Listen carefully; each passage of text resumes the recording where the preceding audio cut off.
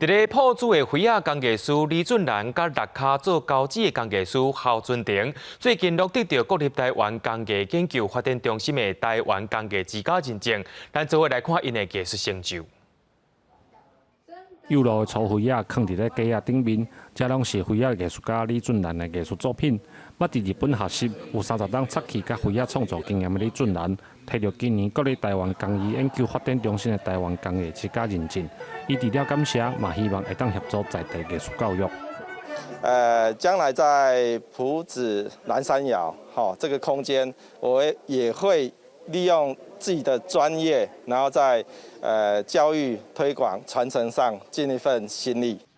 除了灰仔艺术家李俊兰，嘉义县六卡乡的侯春婷，嘛因为家子小的成就，同款摕到工艺之家的肯定。台湾工艺之家协会表示，工艺之家唔但是一个名号，嘛对台湾的工艺发展有责任。那这一次总共有86位的这一个全国报进来的这个名额，然后在第一个阶段的时候，我们这个初审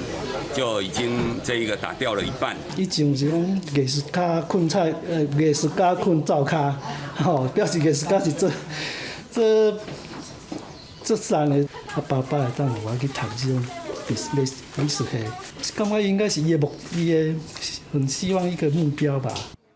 嘉义县政府表示，工艺之家的认证为2004年到2012年经过5届评选，进前已经有145个人摕到，经过8年才过来举办第来届评选。嘉义县今年有2位工艺师入选，即马嘉义县内有5个人受认证，希望未来透过工艺之家，会当让嘉义县的艺术教育有更加好的发展。记者林慧婷，嘉义报道。